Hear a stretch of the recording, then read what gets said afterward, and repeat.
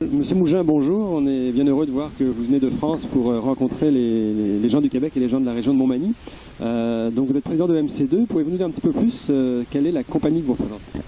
Alors c'est une coopérative qui réunit 2000 agriculteurs, qui est située dans l'est de la France, qui exerce plusieurs métiers, la collecte des grains, 1 million de tonnes de céréales et de colza, qui collecte aussi des animaux bovins, environ 100 000, et qui possède des quincailleries, une vingtaine.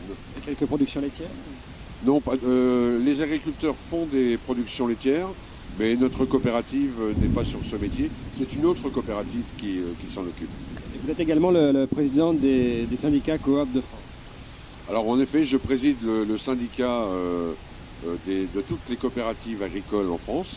Elles sont 2500, réparties sur tout le territoire national, dans tous les métiers. Ça va des coopératives de production végétale, le lait, le vin, la viande.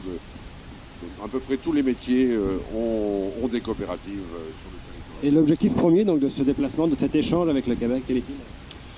Alors notre coopérative, qui s'appelle le MC2, voulait visiter le Québec parce que nous savions que c'était un pays dans lequel les coopératives sont très développées, très puissantes. Et nous réfléchissons, nous, sur notre possibilité de développer encore notre coopérative et surtout de renforcer notre capacité à attirer la relève. On vit dans un monde qui est assez difficile, où les gens deviennent plus individualistes, plus autonomistes, et on a du mal aujourd'hui à mettre en avant les atouts, les valeurs coopératives qui, chez beaucoup de jeunes, semblent un peu démodées.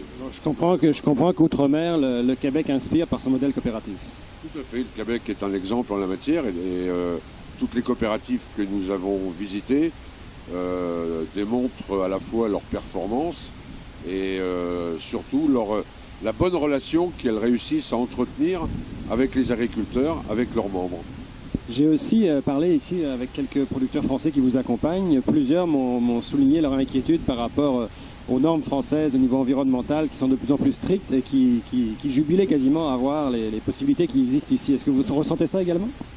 Oui, c'est vrai que nous sommes en France sous une pression des écologistes extrêmement forte et les agriculteurs depuis quelques années sont confrontés à un empilement des règlements qui sont difficiles à mettre en œuvre et surtout qui coûtent cher. Donc la rentabilité des exploitations agricoles a fortement diminué à cause de cette nouvelle réglementation qui consiste à utiliser moins d'engrais, à utiliser moins de produits de protection des plantes, à semer à ne pas cultiver certains endroits des parcelles de terre. Donc tout ça commence un peu à asphyxier l'agriculture française. Mais vos compétiteurs proches comme l'Allemagne, les Pays-Bas sont soumis aux mêmes règles européennes que vous? Alors c'est vrai que nous sommes dans une Europe à 27 États membres et que le cadre général est défini au niveau européen, mais ensuite chaque État membre a la possibilité de faire plus. Et en l'occurrence, la France fait toujours plus. Merci beaucoup de votre rencontre. Merci.